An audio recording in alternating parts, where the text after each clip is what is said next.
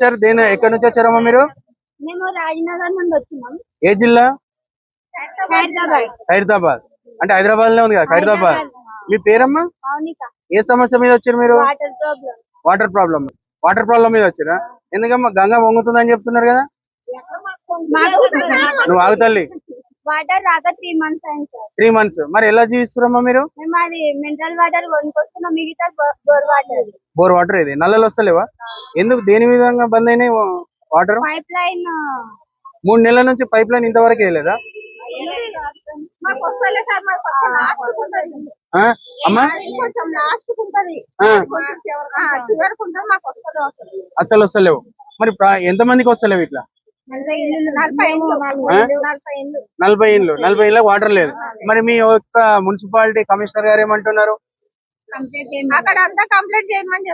Complaint చేయమంటే మరి complaint అక్కడనే ఇక్కడ ఇంత దూరం ఎందుకు వచ్చారు? అదే చెప్పి మరి మీ ఎమ్మెల్యే ఎవరు, ఏంది, ఎందుకు పట్టించుకుంటారు అని చెప్పాలి కదా మీరు. మీ ఏరియా కౌన్సిలర్ ఎవరు, కార్పొరేటర్ ఎవరు? విజయ్ రెడ్డి. మరి విజయ్ రెడ్డి పట్టించుకోలేడా? మీరు ఇక్కడ సమస్య చెప్పుకోవడానికి వచ్చిర్రు అంటే ఇంటే అని చెప్పేసి మీరు వెనక ముందు అవుతారు. సమస్య చెప్పండి, మీ ప్రాబ్లం ఎట్లా క్లియర్ అవుతుంది అది ఇట్లా ఆలోచించాలి. నీళ్లు కావాలంటే బిందెలు నెత్తి మీద పెట్టుకొని ఊరంతా తిరిగితే నీళ్ళు వస్తాయి. ఆ తల్లి దానికి సమస్య చెప్పరు మీకు. అసలు అక్కడ ఏం సమస్య జరుగుతుంది?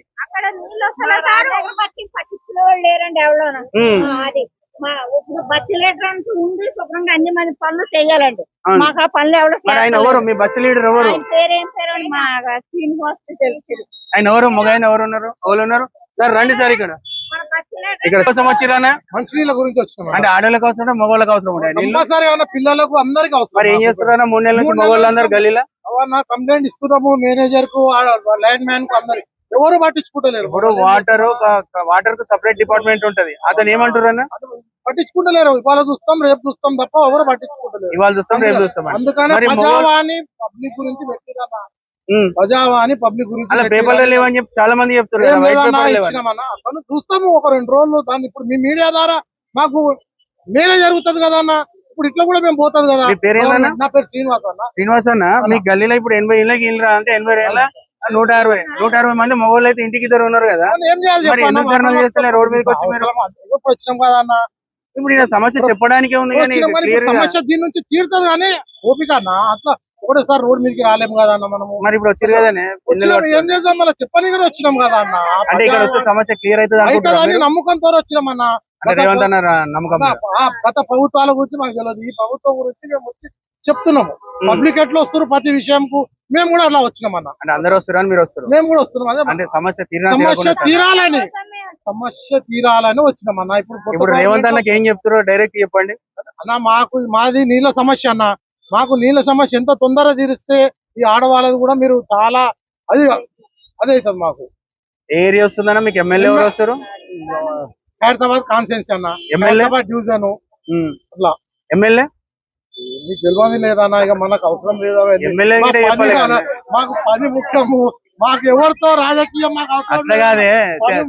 నా మాటిను నువ్వు సమస్య చెప్పనీకి వచ్చినప్పుడు కార్పొరేటర్ నేమ్ తెలవాలి, చైర్మన్ నేమ్ తెలవాల్సి వస్తుంది. అక్కడ ఎమ్మెల్యే నంబర్ తెలుసు, ఎమ్మెల్యే ఇట తెలవాలి. ఈ తెలియనప్పుడు సమస్య ఎట్లా తీసుకుంటారు సీఎం? లెటర్ ఉన్నాయి కదన్నా. లెటర్ మీద నువ్వు చెప్పాలి కదనే. అంటే భయం అవుతుందా? భయం ఏం లేదన్నా.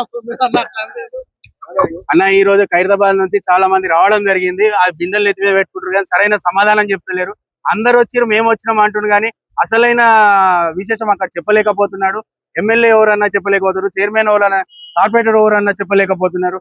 మరి వీళ్ళ సమస్యలు రేవంత్ అన్న రెడ్డి గారు తీర్చాలని కోరుకుంటున్నాము.